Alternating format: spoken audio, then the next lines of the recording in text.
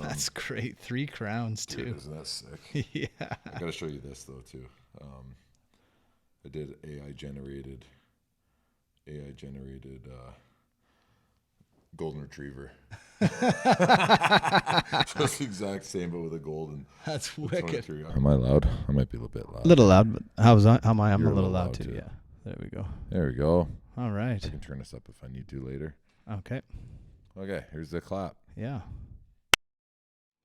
Hey there, sports fans. We're back. It's another episode of Dinner with the Captain. I'm John Dinner, and this, of course, is Captain Steve Priolo, captain of your National Lacrosse League Buffalo Bandits, 3-time defending champions, and clearly now, I think 3 weeks in a row, we can now clearly say the hottest team in the NLL. The gauntlet has been run, and you came out 6 straight wins. I know that's not part of the 6-game segment that we've been talking about. We're 4-0 in this last 6-game segment, but man, oh man, you guys got to be feeling pretty good.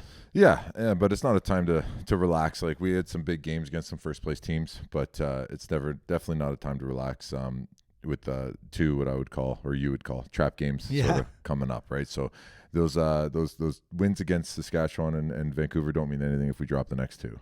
That's right. And so maybe, a ho-hum game, right? Nothing to talk about after this week, and just 6th game again against the first place team. Oh, 15-5. Oh, we kind of defended ourselves all over the floor too. So we just talk Roch? I don't think so. Right. I think people would kill us. So yeah, it was an exciting night, and I feel a little prescient. I had talked at the end of last episode that if you wanted to watch a lacrosse game all year, if you've never watched a lacrosse game, or if you're a big fan of that, this was going to be the game to watch, and especially if you were cheering for the orange and black. Even though you guys weren't wearing orange and black, we'll get to that in a second. It was the game that you wanted to be a part of, and man, did you guys deliver. What was the sense going into this? We had talked about it, the 9-8 loss to this very same team on their home floor. You guys had felt good. You go on this run, and now you got a chance to get them. Is that what it was? It was a little bit of that, but we just know that every game's a playoff game at this point, right? And yeah, man, honestly, it just felt so good to do it on both ends of the floor. Like, we've won games in double digits and we've won games in single digits, which is good for both of us, but to, both sides of the offense and defense, but to put it into a single game, I think it's the first time this year. So there's 15-5. Yeah, it was a nice feeling there. And and front to back played great. And Vino got some flowers too, because only 25 saves, and I say only, but 25 really super difficult saves, and I got to imagine when he's making the saves like that, that's just got to get into the offense's head, and now they've got to be perfect, or they're trying to be perfect, and that's got to be playing right into your guys' hands. Yeah, a little bit, and yeah, it's trying to compound their frustrations, right? So if you can get one guy frustrated and you get the next guy frustrated, and you see it sort of trickle down their bench. We can see it, we can feel it on defense, and really see them starting to shoot earlier, do things unorthodox, and then once you start making some stops on them, you can feel the frustration sort of coming from their bench, from their guys. How much was it attributed to? They came right out and scored on you guys, and it kind of looked like in that first 4 minutes that they kind of had your number, and it was going to be. Dude. You came back and scored, but it was still. I know, but it's so funny because JT was going to lose his mind on the bench because they scored 4 goals on the exact same play, different looks, but basically the exact same play, the play that we've been preparing for all week. We're like, they run this 90% of the time. Like, we need to stop it. It has 4 different looks off of it, and this is how we're going to defend it. And we just did the opposite. And I can break that down for us here if got time. If we have time, but I think first we should go over a little bit of housekeeping. Sure. You have a new hat. Yeah, slick, right? A new hat from 2 of our subscribers there, Abby and Renee. So I just want to thank you for.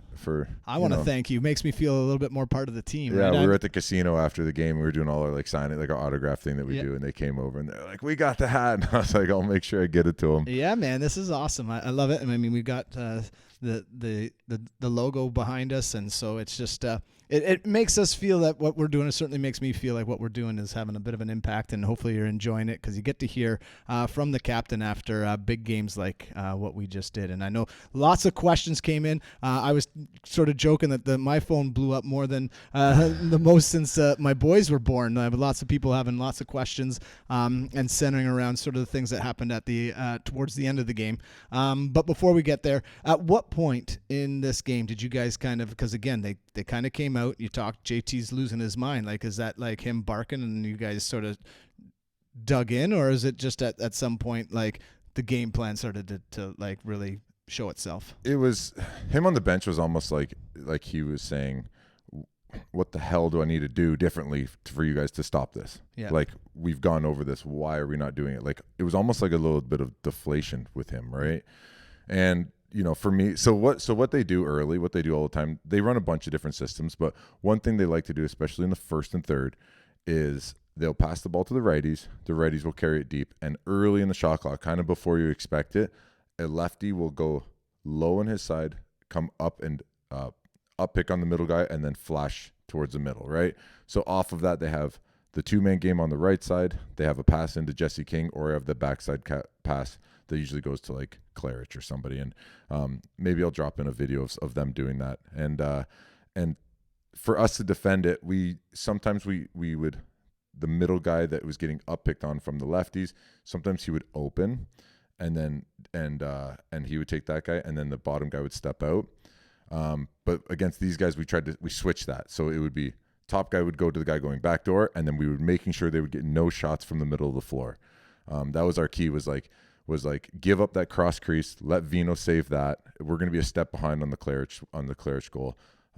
But like, make sure they don't get it to Jesse King in the middle. And then it was like the first one to Jesse King in the middle, and the second was a wide open Claridge on the backside. And like, I don't know, I think their first couple goals were just that way, and it felt deflating. And I was like, the adjustment I made was that I was like, our toes are north south, right? Because we're so looking to help all the time. The two-man game with Curtis Dixon is just, it's too good. Yeah. So our toes are facing like towards the nets, like both nets, right? They call it north south. Yep. We needed to get them basically east west, so towards the boards, or at least 45 degrees towards the boards, because that would give us a better chance to like take that angle and like be aggressive on the guy down the backside. And then that would allow the middle guy to just stay home. So the up pick comes, he picks the middle guy, and then he would roll right back into the guy that stays on him, right? So that's how we decided to play that. And I don't mind discussing that here, because it's basically two ways to play it, one way or the other. And if they were to make an adjustment on how they would roll and how they would flash, then we would make an adjustment on which way we would go. But yeah, so they were like, we did it the backwards way like 3 times in a row, and I was like, oh my God, what are we doing? And then we found it from there, and then really they only got one more goal the rest of the game from that point. I mean, I guess experiential learning, I guess, is always the best, right? Oh, that's what I said at the end of the game with JT. I'm like, you know, we let them have it a couple times early, so they think they have it the rest of the game, and then we took it away. And he's like, you're an idiot. Like, you didn't let them have it. They were roasting you.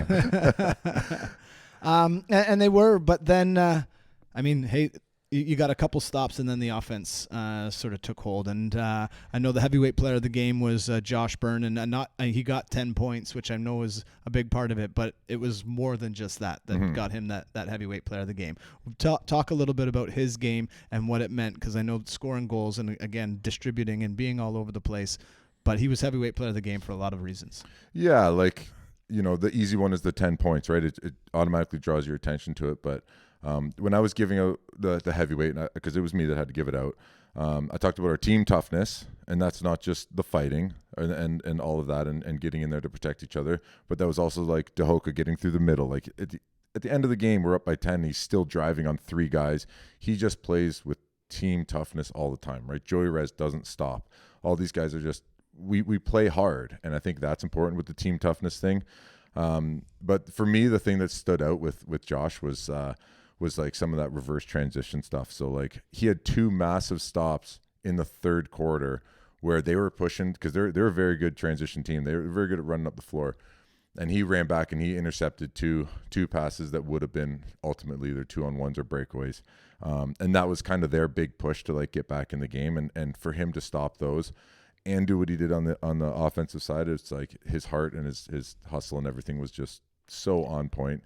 And his shooting is so tricky, man. He was like his shot was so deceptive, and when it looked like he was going to shoot, then he fires it back behind the net to Bucky for a dunk, and What a play.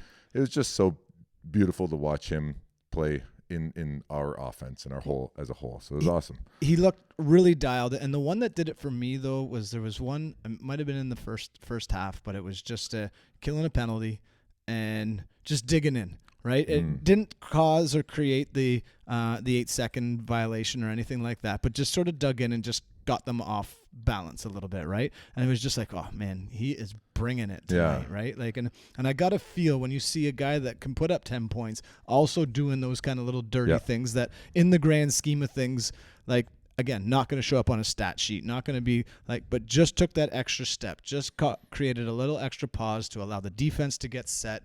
You're killing a penalty. Hey, it only took another 2 seconds off, but hey, and as we know, right, game of inches and a game of seconds, you play this whole field and or the whole floor, and it comes down to inches and seconds, right? Yeah.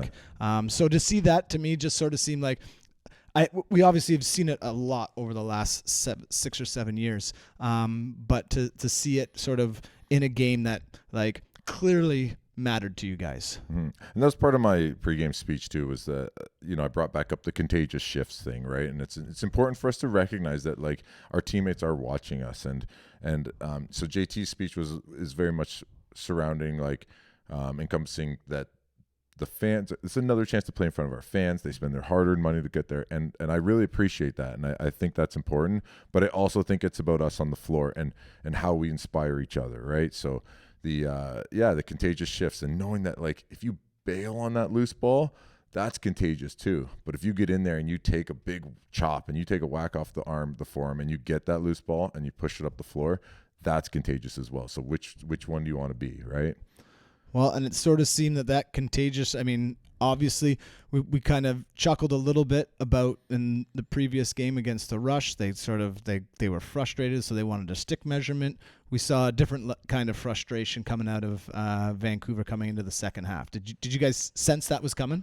Not really, to be honest, but we know they've been involved in it this year, but yeah, and when they're just Subak, it's like it's sort of something's gonna come down the line. Like that's kind of why he's in the lineup. Like he's I don't know. He's probably their 10th defender, right? So like he's there for another reason. Yeah. And then they had him on the offensive side of things. For the draw. And we're not an easy team to play against too. Yeah. We're kind of in his ear the whole time, right? Yeah, sure. So like I'm sure he's getting pretty frustrated out there, right? At the same time. So we kind of saw something coming down the line, but again, like we're a team tough team, so it's like, we don't need Belter to go in there and handle that. That doesn't need to be his role. He plays with all his heart, and he plays so well. So there's a photo I have of Subak against our. He at this point he got swung around, and he was against our net, and Tom Whitty was in there, and Fina was in there, and all three of them were going after him. And I'm like, that's the kind of mentality we need to be. We just need to be dogs out there. Like, don't let somebody pick on just one of us. So I really like that. Oh, nice. You got a phone. Perfect. Yeah, time to go. Right, so that kind of makes sense, though, right? Is like, he's a big, tough guy, and he's there because he can throw bombs, and we don't need to take any injuries or anything like that at this point. And so, I mean, we're obviously leading up to it because I know a lot of people are really interested in sort of what transpired after that, but we would be remiss to say that, like, when you talk about being a team that's difficult to play against, you do have a bit of a reputation around the league. We've talked about it before. Everybody says, oh, it all goes Buffalo's way. And so it's Marvel night, and you guys get the Thanos jerseys. Yes. That lands well with you guys? Oh, my God. I've been pushing for the Thanos jerseys since we've been doing Marvel. So I have this weird theory, and people can disagree with me if they want, but I watched basically all the Marvels like in like a short time, just because when Infinity Wars and all these ones came out, I was like, oh, I want to see those. So I like try to catch up on them all and watch them with my family. And I was kind of confused the whole time. I'm like, wait a minute, this guy kind of has like good intentions. Like Thanos is there. He's perceived as the bad guy, but he's there because he needs to save humanity. Like the way humans feel like we are in a position that we need to like control the seal population or Sure. control deer populations. Like Yeah. we cull animals as Yeah. like a human race, right? Whether people agree or disagree with that's the reality of what happens. So we as like higher beings, quotations, higher beings, feel like we need a cull. He's a god. Yeah. So he feels as a higher being that in order to save humanity, he needs to cull humanity. Sure. So I've always felt he's just kind of like a misunderstood guy. So this is how I feel about the Bandits is like, yes, I feel like we're hated by a lot of the league. A, because we're winning right now, and B, because we're the way we're winning. Like we're pretty flashy. Like guys are flying across the crease and Nick Weiss is doing all sorts of weird things. And like, you know, at the time when Dosh and Jane are flexing and like, yeah, and they're doing and Frazier, the way he would like celebrate after, and on some level that makes us like hated by a lot of guys. sure. And on some level I feel like that's so good for the league. Yeah. Like that's only going to make lacrosse being watched. You know, we get Chase on Pat McAfee show, right? We get, you know, maybe not in a good way, but we had Belter on Joe Rogan. Yeah. I'm pushing for the captain to end up on Joe Rogan this week, right? So I've always joked about that, how it's like we're kind of like right now in these last sort of 5-6 years have been like the Thanos of the league. Like, hey, I feel like we're actually really good for the league, but we're kind of hated by everybody right now in that sense. So yeah, I've been pushing for the Thanos jersey.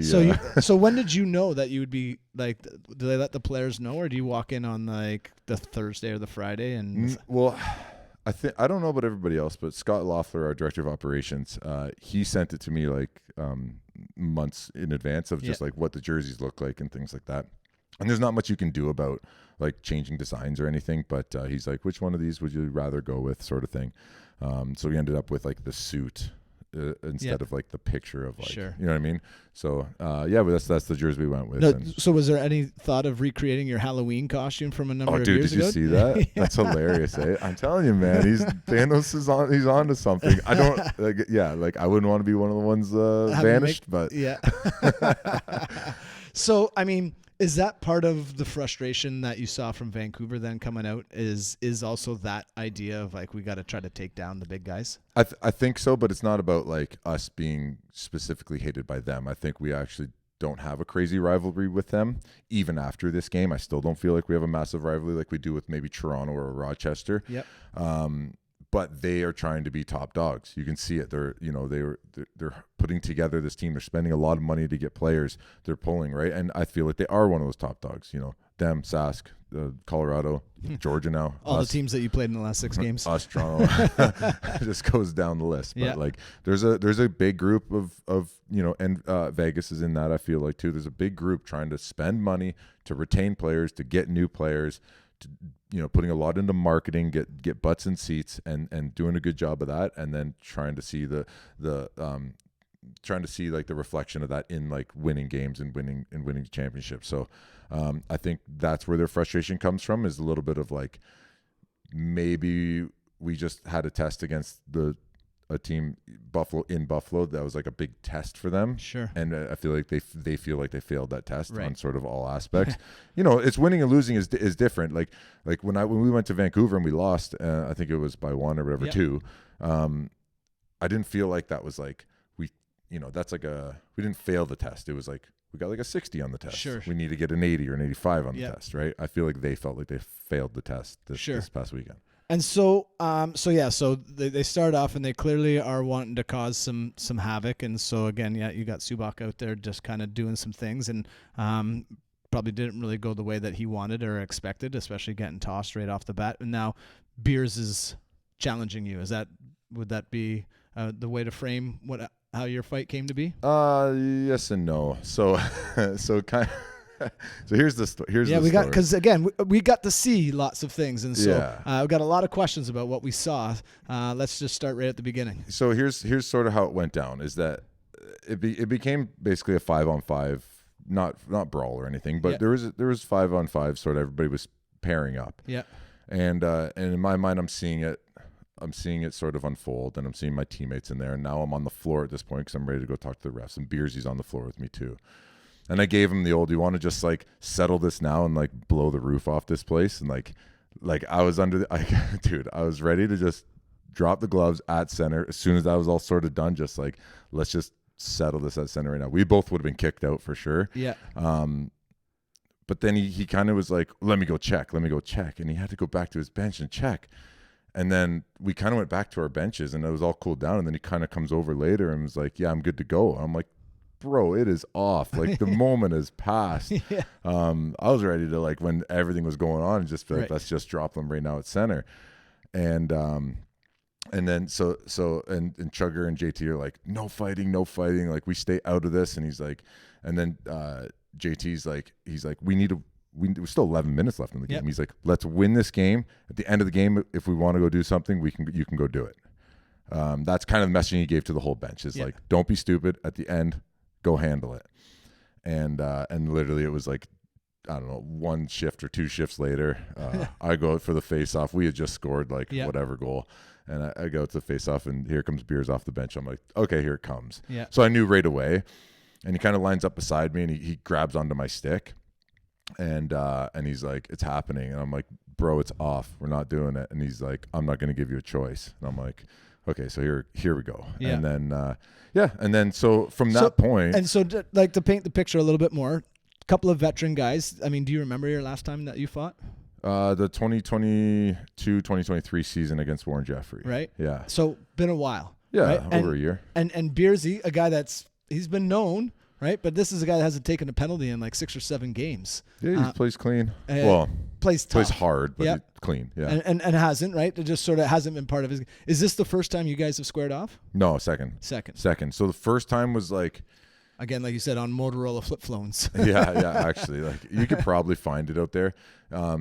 Last time it was in Langley Center, so they were Vancouver, but they were playing out of the Langley Center, and it was there. It was an away game, and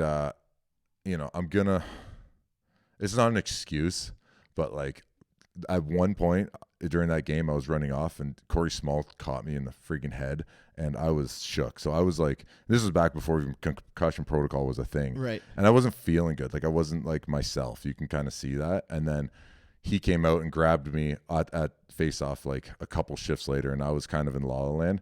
And you could see like Weiser and a couple guys would tell me like, what the hell were you doing in that fight? And I just sat there and just ate lefts the whole time. He just kept punching me with left hands, and then we went to the ground, and I was like, what is going on? So is that what he's thinking as he switches to the left? Is that he might get you? That came into my mind was like it's a reflection. Like I don't think about that fight often, but like, okay, I have Beers. What happened last time? He threw a ton of lefts. Like he just was hammering me with his lefts, and I was like, "You're either gonna have to eat these, or just try to stay away from him best you can. Try to stay long and strong, and keep moving, and keep like you can see us both like washing machines. We're like trying to throw each other around, right? Like left hands were important in this fight, and trying to throw each other off balance. So that was sort of part of like why I grabbed him so quickly, because he was like, I'm not giving you a choice. I'm like, okay, so do I back up and square off, or do I just grab him and put myself in a good position? So I grabbed him right away in a good position and ripped his bucket off, and you can see his face right away. He's like, what the hell are you doing, Pre? And then I take my bucket off. Yeah. So like if you watch the beginning, like I pull his off, and then I'm able to pull mine off to make it like no helmets. Like we're still sort of square and even, but I have his left arm, or I have his right arm, my left, and I'm like, at least have some control over his body. Yeah. During the fight a lot, my hand comes off and I try to re-grip it, but like I felt confident at that point that I could at least try to throw him off balance a bit, so I didn't have to eat lefts the entire time. so that's a big reason of like why it kind of went down like the way it went down. But and so I know lots of people are wondering, because it was clear, especially at the end of the fight, but you still had a glove on. Right? Like that's not. I mean, it's Thanos night, man. I got to keep my one gauntlet on. Yeah, you're protecting the Infinity Stones. Yeah, underneath totally. it. Of course, it's the only reason. But then, I mean, I think even Weiser, when he got into his little dust up, his stayed on as well. Yeah, people don't realize that lacrosse gloves are so different than like hockey gloves. Like hockey gloves are just so much bigger on your hand, and they just slide off all the time. Like lacrosse gloves, especially guys with big hands. Like I used to wear a 15-inch. Lacrosse glove, and nobody on my team wore it at the time, and then they went down to 14 inches, and then they just started calling them large and extra large. Yeah. So like for me to put my hand in a glove, dude, it's like putting on like a rubber glove. Like they're so tight on my hand, and no company makes like a bigger glove. And do you like that? I hate it because the padding stops like an inch before the end of my fingers. My fingers stick out an inch with no padding. Yeah, pushing out. They push out of the the underneath part, right? Yeah. So like when I close my hand, I try to like tuck my fingers around my stick and try to tuck it into like some padding. But like if you look at gloves, like there's no padding on your thumb, on the inside of your thumb, where it's there's padding on the top side, but the top side is usually down, right? And there's no padding on the inside of your thumb, and there's no padding on your fingers. So it's like if you have big hands like me, it just like sticks out of the padding, right? So a little bit of like yes, my glove was on because I grabbed him so quickly, but mostly like there's no getting rid of that during the fight. Like I can't throw that off to get like a better grip or anything. And you're also on. I mean you can show your hand, but it's mangled, right? You got so you in got the a knuckle SAS, that's 3 sizes too big. Yeah, in the SAS game, I took a shot off the finger, off the knuckle, and again it's one shot off, and now I have a big cut and like a swollen knuckle that. Now I literally can't get my glove like on and off. So are you aware of it in the fight that it's still on? Like, is that advantage, disadvantage? Like, I would say it's a disadvantage because you're kind of like trying to grip with a glove. Yeah. But at the same point, it's an advantage because your hand's protected. It's not getting all jammed up in like twisted up or anything, gear and things, right? So I don't know. It's probably both, but yeah, there was just honestly there was no getting it off at that point. I need my other hand to pull it off. Right. So you guys kind of separated, and I think both of you kind of was like, what are the refs going to do? And then it was kind of like, okay, like kind of around 2, and you guys re-engaged. And we all saw it, right? He kind of got in a little bit close, kind of, and missed with his left, and you came around and you tagged him. And the pop. Like, do you feel it, or is like, do you feel the crowd energy at that point, or is it like you're still in yourself? No, at that point you feel the crowd energy. When you're in a fight, especially so we engaged, so we were tied up for a bit, and I didn't want to let him go. Right. I was like, Beersy, we're done. And he was like kind of obviously pissed off and like kept coming, because I think I got him one early there too, and he wanted to keep coming. So as we separated and he came back and we re-engaged, like you're playing chess with dire consequences, really. Like you're trying to feel out, like it's a physical chess game. Like a lot of time I'm looking away. I'm just feeling where he is and trying to pull him and move him into certain situations. And when you're throwing, you can hear the crowd's reaction if you got him or not. A lot of time, right? Yes, you can maybe feel it in your hand, but like I didn't honestly, like when I caught him, it felt like butter. I was like, oh gosh, I got him. I didn't hit anything but like jaw. Like it didn't hit cheekbone or temple or skull or anything. Like when you hit those, like it hurts in your hand too. Like I got straight jaw, so it felt like just right on butter. And then the pop of the crowd, like you knew it was sort of done. And then that's why I was like pulling away to let go, because like I also have so much respect for him, man. Like we'll get into that after, but Beersy's been around forever, man, and he's done all the hard things in lacrosse. So yeah. And so you come off, and then it's the Thanos snap with the glove on. Thanos snap. Like, I don't know why the hell I did that. But I mean, a pretty fitting end. But did that tick him off again? Because it seemed like he wanted some more still. No. He at least wanted to keep talking. Like, he kept wanting right after the fight. It looked like he kept wanting. I think he wanted to keep fighting. Yeah, he's the warrior. He doesn't want to warrior. Yeah. He's a warrior, and he doesn't want to go, like he wasn't ready to go down. Sure. I just caught him. That's really what it was. Like, But it buckled his knees a buff and get the pop. But at that everything. point, he's like trying to come back, right? But honestly, dude, like, so in the penalty box, he's looking over me. He's like, "You good?" I'm like, "Yeah, you good?" He's like, "Yeah." And then we had that sort of exchange, and then he actually messaged me on Instagram. He DM'd me and just said, which is funny because he actually has my number, but he DM'd me and gave me the old like, hey, you got me, great fight, like.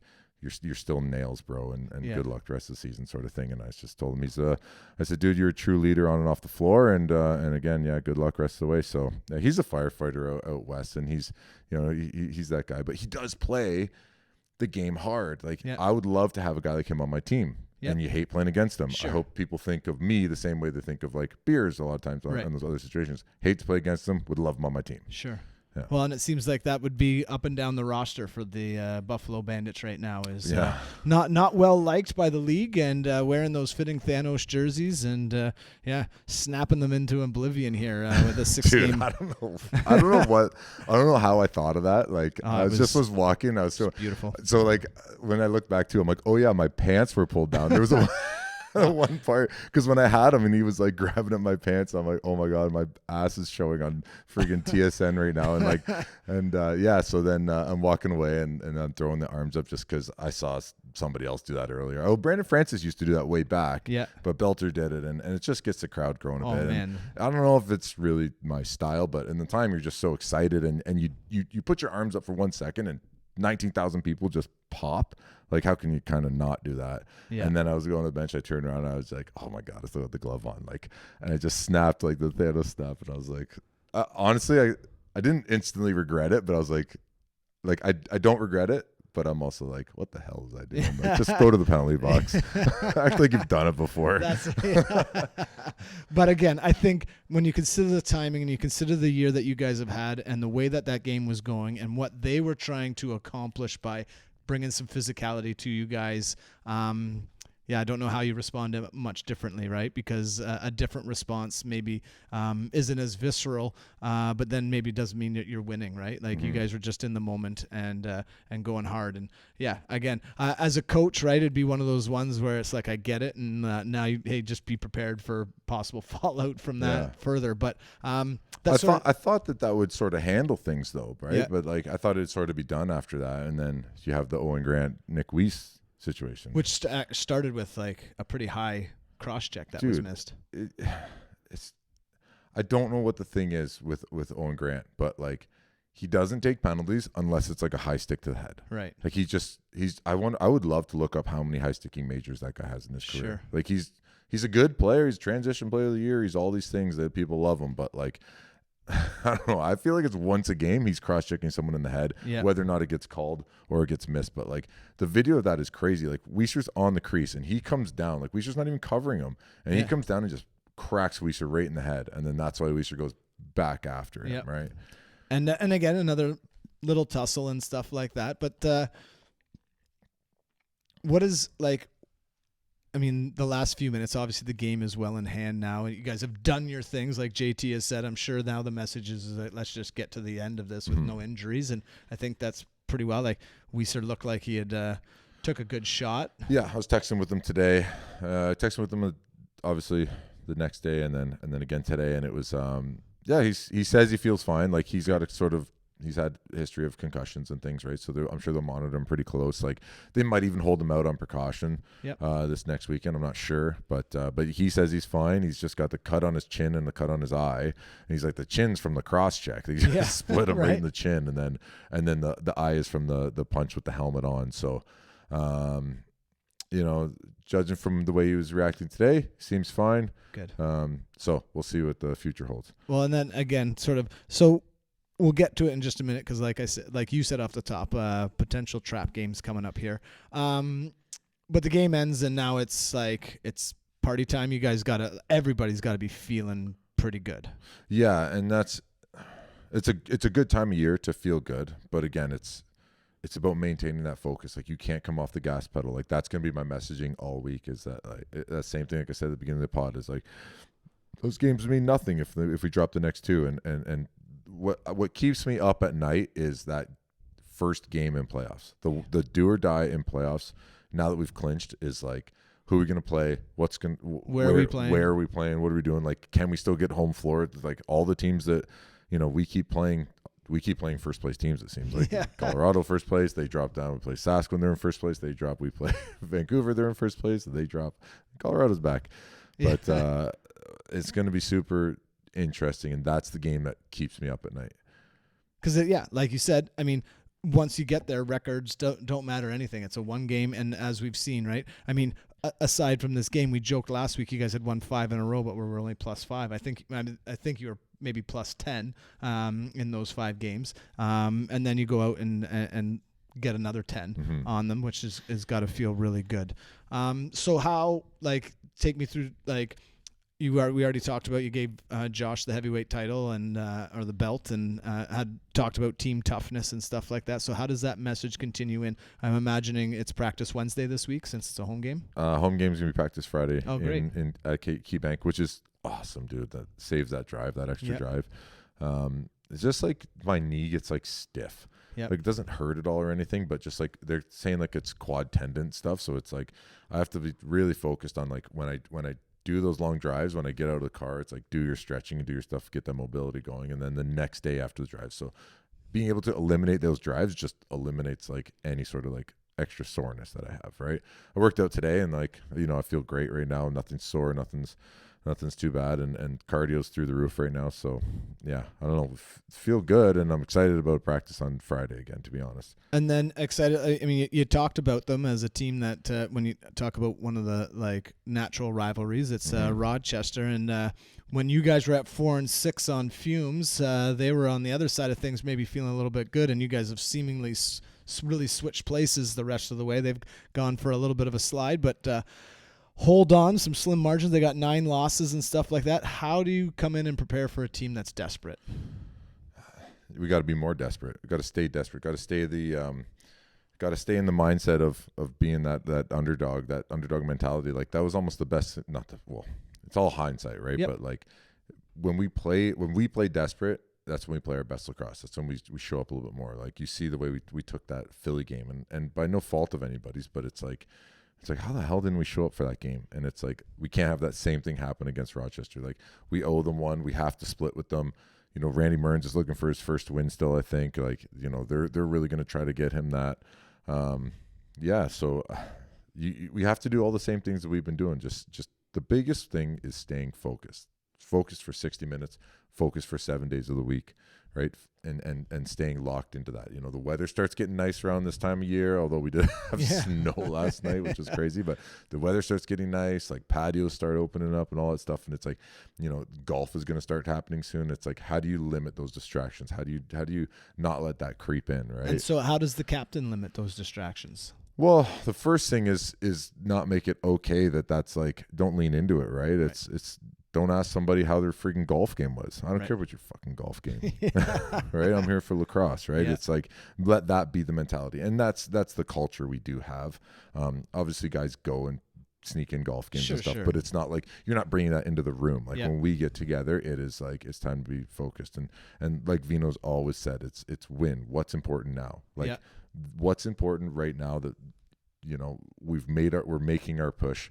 Playoffs are 2 weeks away. Like what are you going to do to make this team better? Yeah. And that's where we sort of talk about it being a bit of a trap game, because you come out of it, out of everything else on this weekend, you clinched the playoffs, right? 5 weeks ago, it seemed like that was going to be something that maybe came down to that last Sunday. Now you're in.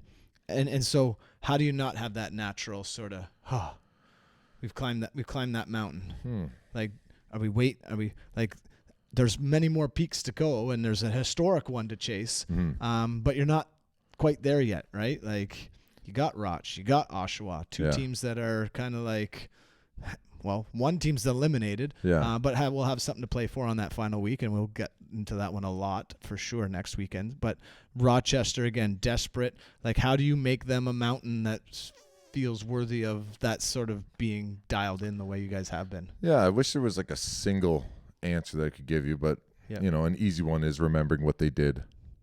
What they were like when they beat us in Rochester, right? Remembering what Zed Williams can do.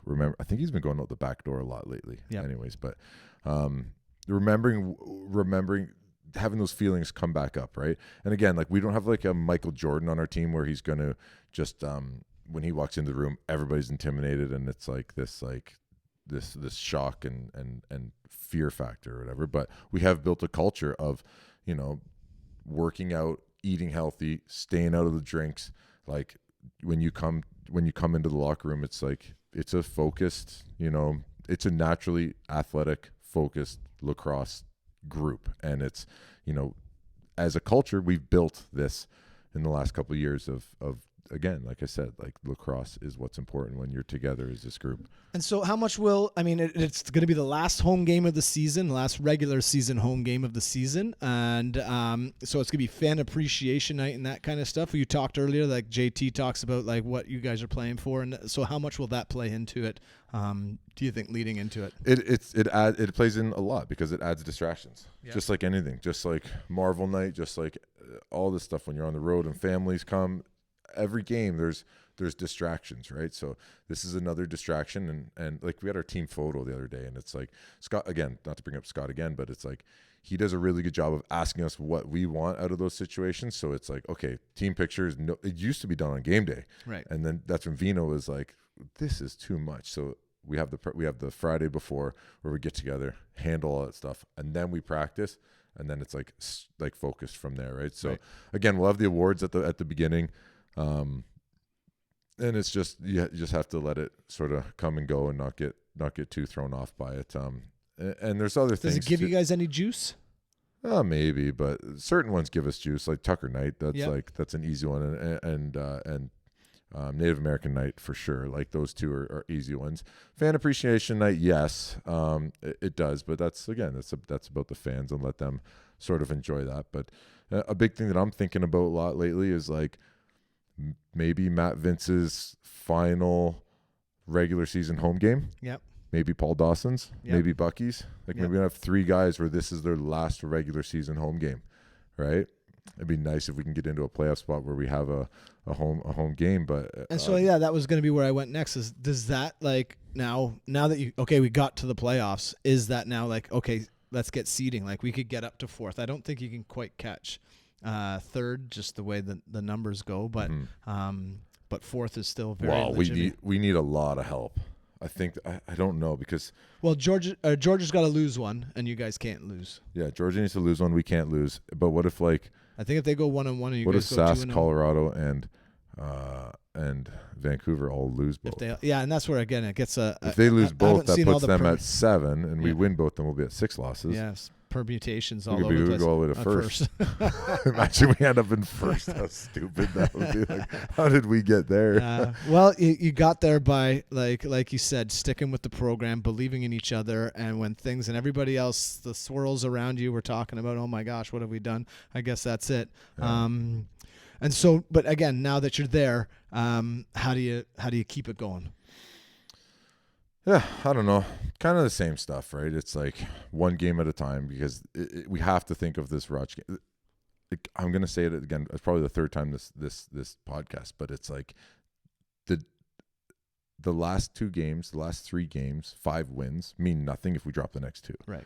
Because like, why even make this push if you're not going to sort of try to get into that 3rd spot? The fourth spot, 4th and 3rd spot are like really 4th spot. That's the key to all this thing, and getting a home floor again in that the single elimination game. That's everything. Once you go to a series, play all over the place. It's okay. Well, we just got to steal one there and then win one at home. It's like.